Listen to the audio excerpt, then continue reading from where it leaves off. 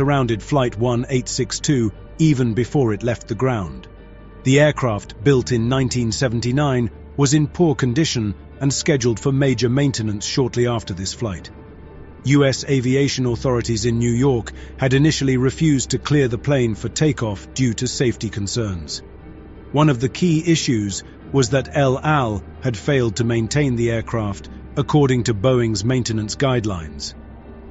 As a result, hairline cracks in the engine's fuse pins went unnoticed, flaws that would cause serious problems later that day. The flight to Amsterdam appeared uneventful. The aircraft landed at Schiphol Airport at 2:40 p.m., right on schedule. But during the transatlantic crossing, the crew reported several technical issues: fluctuations in the autopilot speed controller, malfunctions in the shortwave radio, and irregular voltage readings from Generator 3. A standard maintenance check was performed, and the reported issues were temporarily fixed, allowing the aircraft to continue its journey. The aircraft was refueled, and customs approved the new cargo load, which included items such as flowers, perfume, and video recorders, although it was later revealed that the cargo had not been physically inspected. With the aircraft ready for the next leg of its journey, the crew prepared for takeoff. Originally scheduled to depart at 5:30 p.m., the flight was delayed and rescheduled for 6:20 p.m. While awaiting clearance, the crew settled into their routine. Having arrived earlier on a previous El Al flight, they had taken 20 hours of rest before reporting for duty. The captain for this flight was Yitzhak Fuchs, 59 years old, an experienced pilot with over 25,000 flight hours. He had flown fighter jets for the Israeli Air Force in the late 1950s and had accumulated 9,500 hours on the Boeing 747. Seated next to him was First Officer Arnon Ohad, 32 years old, with almost 4,300 total flight hours, including 612 hours on the Boeing 747. In the third seat sat Flight Engineer Gedalia Sofer, 61 years old, the most experienced crew member with over 26,000 flight hours. The paid partner of today's video is BetterHelp, the world's largest online therapy service. BetterHelp is a platform where therapists and their clients can communicate effectively and get the most out of therapy. We've all had moments where life feels overwhelming.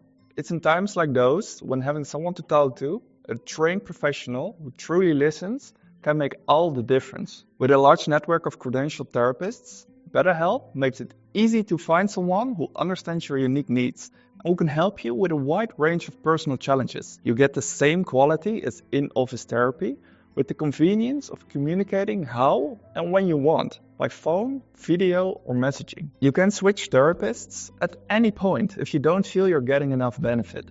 And with a 4.5-star rating on Trustpilot, you can feel confident in the quality of care you will receive. Ready to take that next step toward better mental well-being? Visit betterhelp.com/aircrashinvestigation or select Aircrash Investigation at sign-up to get a special discount on your first month of therapy. Also on board was 23-year-old Anat Solomon, an El Al employee based in Amsterdam. Though not part of the crew, she traveled back to Tel Aviv to reunite with her fiancé.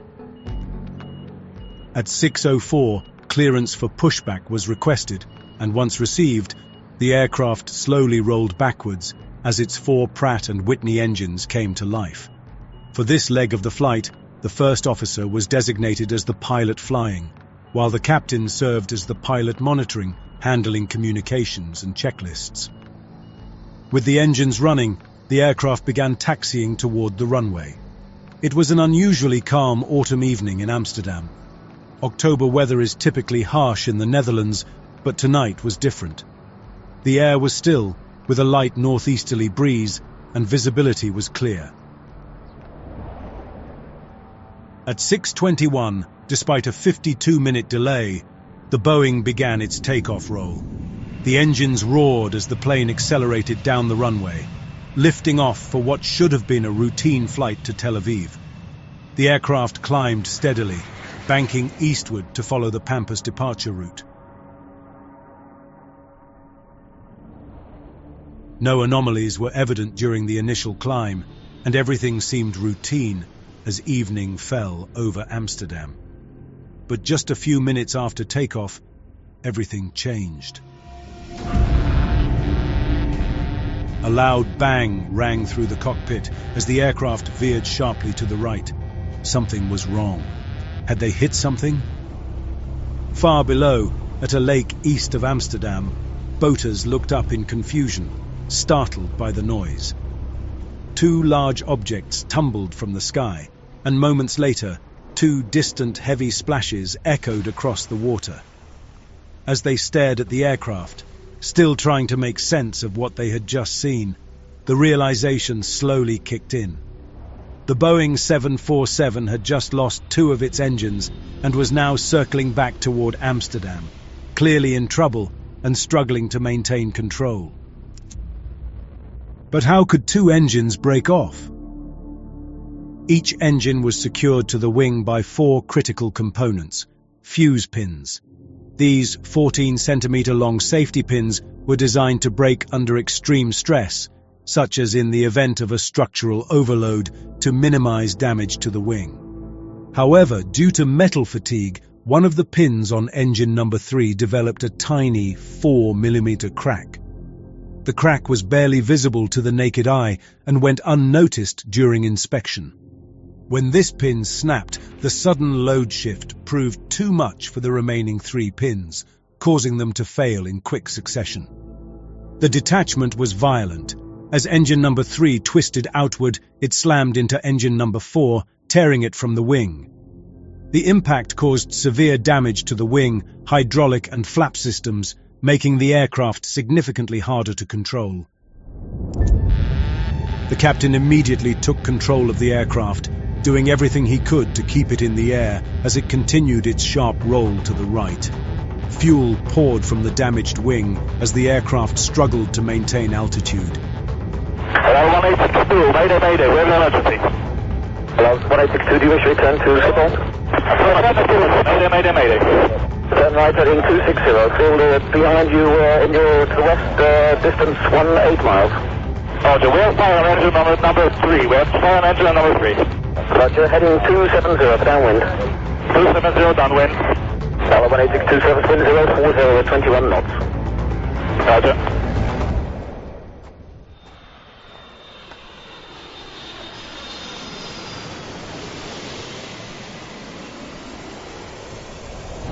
Hello, 1862, load number 3 and number 4 engine. Number 3 and number 4 engine. Oh, Roger, 1862. It seemed that air traffic control didn't understand the full severity of the situation.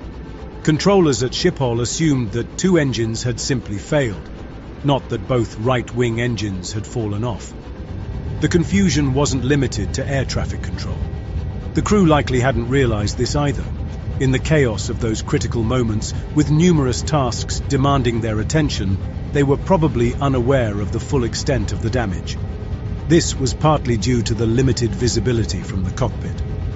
The outer engine was barely visible, while the inner one was completely out of sight. Checking the engine parameters didn't help either, as they did not indicate that the engines had detached, only that they had lost thrust, since there was no system to warn of such a failure. To make matters worse, the aircraft was a cargo flight, so there were no passengers on board to alert the crew to the severity of the situation. What will be the runway in use for me, Dr. Blum? Runway 06 in use, surface wind 040 at 21 knots, QNH 1012. The aircraft 27 for landing. Amid the chaos, the first officer asked air traffic control which runway was available for an emergency landing. They advised that runway 06, oriented northeast, was in use, with winds at 040 degrees at 21 knots. However, the first officer requested permission to land on runway 27, which pointed west. This decision raised questions. While this runway was the longest and closest, it also meant approaching with a strong tailwind, complicating the landing. The reason the captain chose this runway remains unclear, Some speculated it was because runway 27 was closer to the aircraft's current position. Others suggested he may have opted for it because El Al's cargo hangar was located near that runway, potentially allowing for a quicker emergency response. In any case, air traffic control acknowledged the request and instructed the crew to switch to shiphole approach control. Time was running out, and the crew had to get the plane on the ground as quickly as possible. Shiphole 1862, we have an emergency, we're not at 3 and 4 LL 1862, roger, copied about your emergency, contact 118.4 for your lineup. 118.4, bye. Schiphol LL 1862, we have an emergency, number 3 and number 4 engine in operative, request 27 for landing. Request 27, in that case, heading 360, heading 22,000 feet or 1012, mind the wind is 050 Roger, can you say again the wind please? 050 Roger. What heading for runway 27? Heading 360, and then if you a right turn on, cross the localizer first. I have only 7 miles to go from present position. Roger, 36, copy. Because the aircraft was too high and close to the airport for a direct landing, the controller had no choice but to route the flight onto a 360-degree loop directly over Amsterdam. This maneuver would allow the aircraft to gradually lose altitude and align with runway 27 for its final approach. Jet, ik heb al en u heeft een mijl op 10 te gaan voor 27. Het check, we zetten het licht aan, brandweer is gewaarschuwing. Oké. 1862, what is the distance you need to touchdown? 12 by final, we need for landing. Yeah, how many miles final, correction, how many miles track miles you need? Flight 1. We need a 12-mile final for landing. Okay, right, heading 100, right, heading 100. Heading 100. During the 360 maneuver, the captain instructed the first officer to extend the flaps to slow the aircraft and prepare for landing. But then, a new problem emerged. The left wing trailing edge flaps deployed as expected, but the ones on the right wing were completely gone. The severe damage caused by the loss of the 2 engines had crippled the right wing, creating a dangerous imbalance.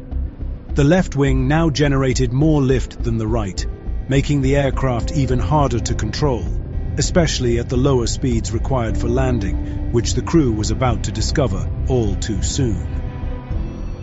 Heeft hij nog meer ellende? Motor 3 en 4 heeft hij niet. Zeg gewoon uit en verder geen extra ellende. Niet dat ik weet. Kan je dat nog even informeren? 1862, just to be sure, your engines number 3 and 4 are out? Number 3 and 4 are out and we have problems with our flaps. Problem with the flaps, roger. And flap problems. En flip problems? Yes. Heading 100, 1862. Thank you, 1862. Heading 120 and turning, maintaining. Roger, 1862. Your speed is... Say again? Your speed? Speed is 260. Okay, you have around 3 miles to go to touchdown. Speed is all yours. You are clear to land runway 27. Clear to land 27. Now 1862, right, heading 27, so just on the localizer, cleared for approach. Right, 270. ATC cleared the aircraft for the approach and guided it toward the final landing course. But they were flying too fast, and controlling the plane became more difficult by the second. As the crew attempted to align with runway 27, it became clear they were overshooting the approach path. They were in serious trouble. The only option left was to make another turn before they could attempt a new landing. But how much longer could this aircraft stay in the air? Now 1862, you're about to cross the localizer. Due to your speed, continue to right turn, heading 290, heading 290. 12 track miles to go, 12 track miles to go. Roger, 290.